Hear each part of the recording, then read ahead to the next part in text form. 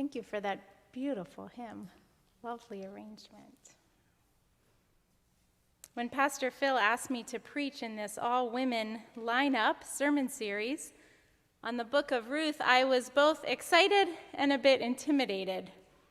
First of all, my own spouse happens to be a Hebrew Bible scholar who's somewhat of an expert on the Book of Ruth and studies feminist and literary interpretations of it.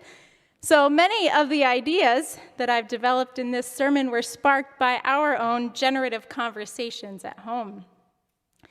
But I also have a complicated relationship with famous heroines in the Bible.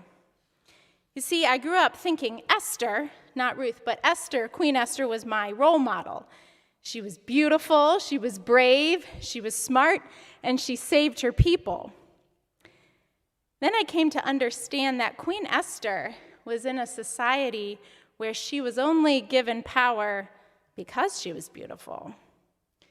She had to be brave because her husband could put her to death just for speaking to him.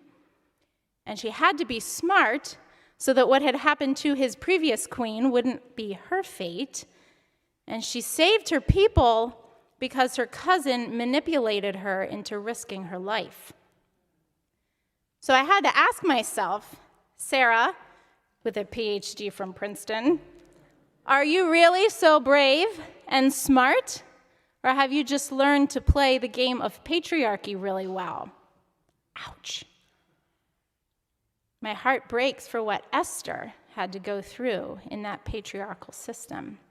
We know patriarchy is alive and well today as a social structure where men hold power and domination over everyone else, particularly women.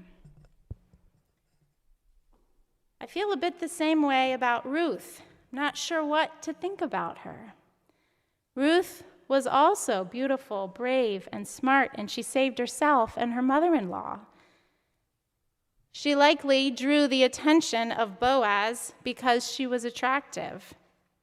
She had to be brave because she would have starved otherwise.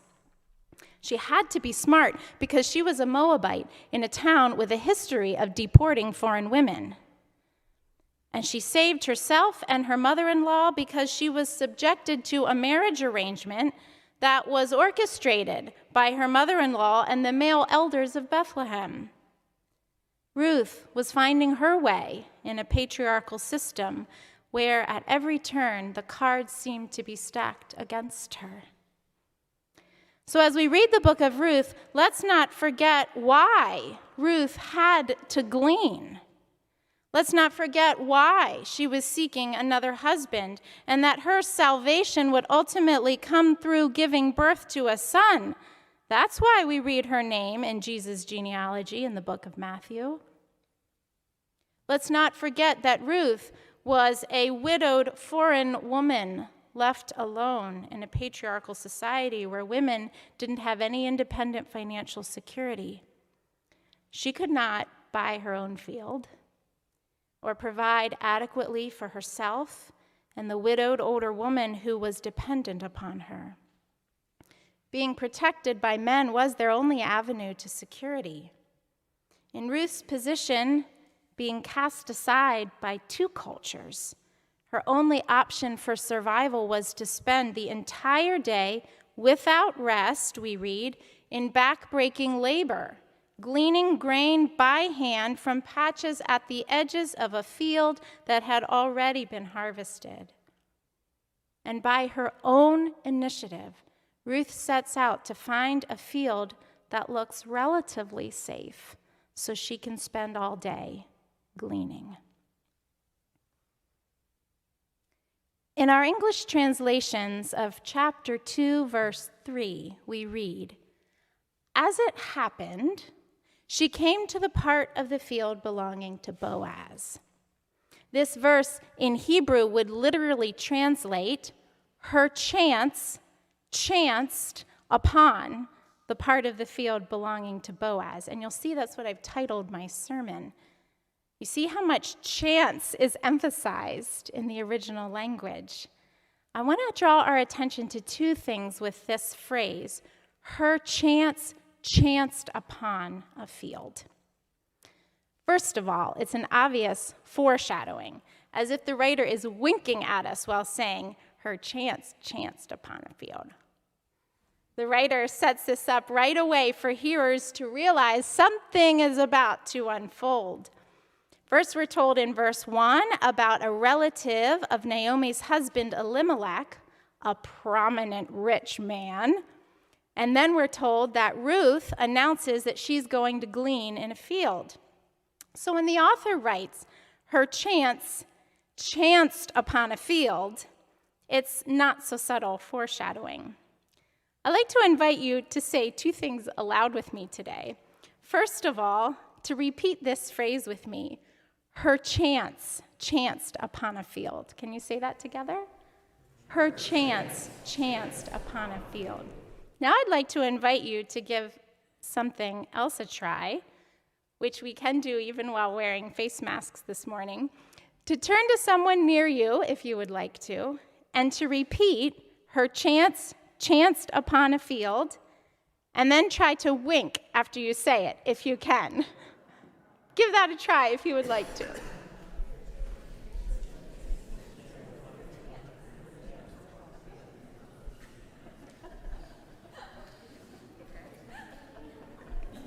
Excellent. You can tell something's going on in this story. Okay, the author's trying to let us in on something that's about to happen. Even more importantly, the first two words of this phrase, her chance, make Ruth the agent in this scene. It's not Naomi. It is not Boaz, who is ultimately responsible for this turn of events that is about to unfold. It's Ruth. At the end of the day, Ruth doesn't really leave things to chance.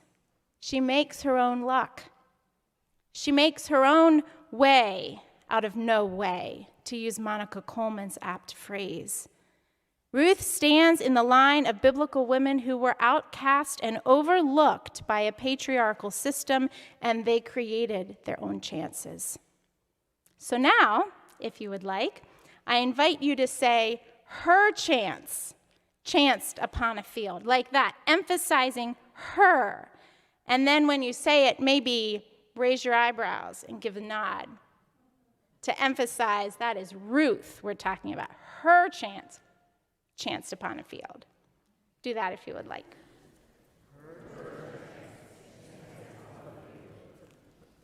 We're talking about Ruth. Okay, very good.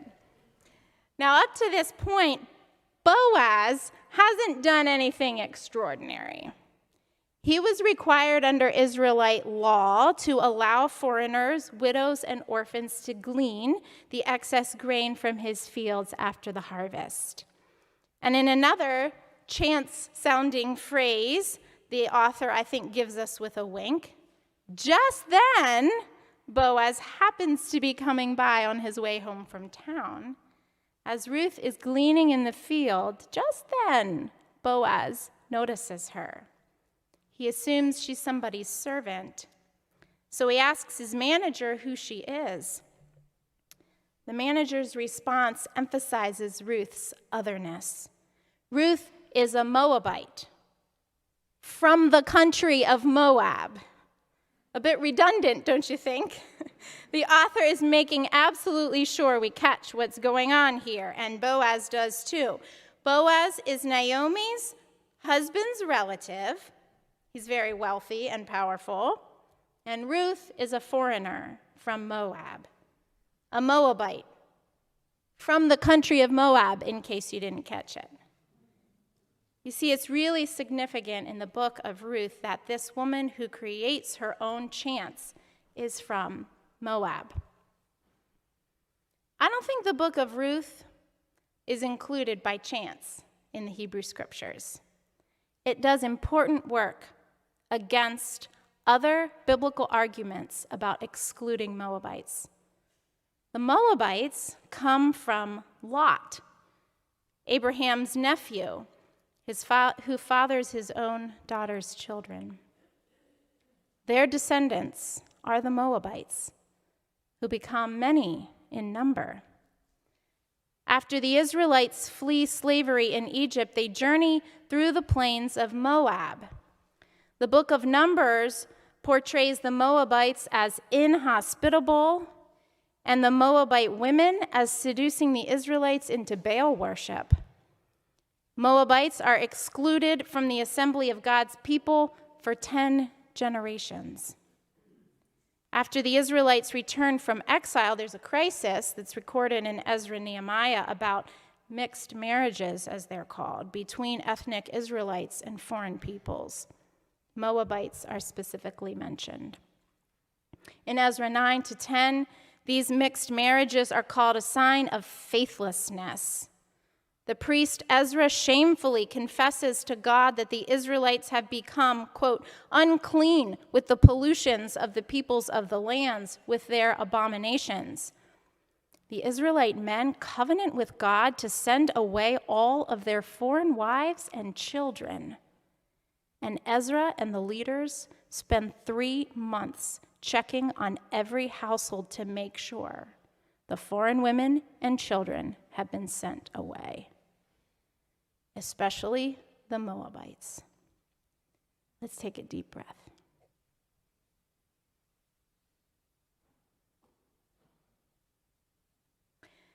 So even as the author of Ruth, in one way, makes it painfully obvious that something is happening in the story between Ruth and Boaz, the story also does some less obvious work. I think part of the genius of the writing of Ruth is that it doesn't come right out and say, you have heard that it was said, send your Moabite wives and children away into the desert to die, but I tell you to honor the Moabites and mention them in your genealogies of David and of Jesus the Messiah. No, instead of saying something like that, the book of Ruth shows, rather than tells, care for the Moabites and celebrates Ruth as a strong, honorable woman who makes her own chances, whose covenantal faithfulness expresses God's hesed, loving kindness. The book of Ruth subversively defies the lines that the religious community has drawn between what is pure and what is unclean, who is in and who is out. Hebrew Bible scholar Uni Lee points out that Ruth is the only book in the biblical canons that's named for a non-Israelite woman. Lee explains, quote, its title and Moabite heroine immediately raise questions of gender, ethnicity, and otherness. Because this story centers women's experiences and women's voices, biblical scholars have even seriously considered that it might have been written by a woman. Whomever the author is, this story invites us to consider how Ruth subverts patriarchy and asserts a powerful place for women in the scriptures of faith. There's a movement in this book from loss to restoration, from emptiness to fullness, which is what Ruth's name means, by the way. And at every turn, a woman moves the narrative along toward God's loving kindness. Her chance chanced upon a field. It's at this point in the narrative that Boaz steps up. Matthew's gospel suggests that Boaz himself was the son of a foreign woman, Rahab. We see that Boaz is a doer of the word, not just a hearer. He goes above and beyond to care for this widow and foreigner. Boaz invites Ruth to stay and glean in his field. He gives her social capital among his own female servants where she will be safe. He orders his male servants to leave her alone. He gives her permission to drink from the water already drawn from the well so that she doesn't have to use her energy to pull up her own water. Boaz plays his role in this patriarchal system but he does so in a way that honors and protects Ruth the Moabite. It's interesting that Boaz himself never mentions Ruth's ethnicity, but she's the one who brings it up. She questions him about it while her face is on the ground, symbolizing her powerlessness before this wealthy landowner. Why have I found favor in your sight that you should take notice of me when I am a foreigner? Ruth tests Boaz, discerning whether she can actually trust this benevolent stranger. It is only later, after she returns home to share her gleanings with Naomi, that she finds out that Boaz is a relative of her deceased husband. Boaz continues to heap favor upon favor on Ruth. Up to this point, Ruth has created her own chances. But now, the narrative shifts, and Boaz shows the extravagance of God's loving kindness. Again, the author makes sure we don't miss it. Boaz invites Ruth to mealtime with him and his workers. He invites her to glean among the gathered sheaves of grain, and he even instructs his own workers to pull grain out of their bundles to make it easier for her to pick up. Thanks to the chance Ruth initiated and the faithful response of Boaz, Ruth's dignity is upheld, and she has a safe way to provide food for herself and Naomi for the rest of the harvest season. From her location far from the centers of power, Ruth creates her own chance. And from Boaz's location at the center of a patriarchal system, he creates room for Ruth to thrive. As you consider this story today in Ruth chapter 2, do you find yourself in one of these positions? Are you in a position like Boaz, to notice someone outside your own religious and ethnic community, and to extend welcome and safety? Even as Ruth was taking a chance in coming to Boaz's field, Boaz didn't want to leave Ruth's well-being to chance. Instead, he extended loving kindness with God's intentionality. May we be faithful like Boaz, making spaces for those outside the lines to thrive.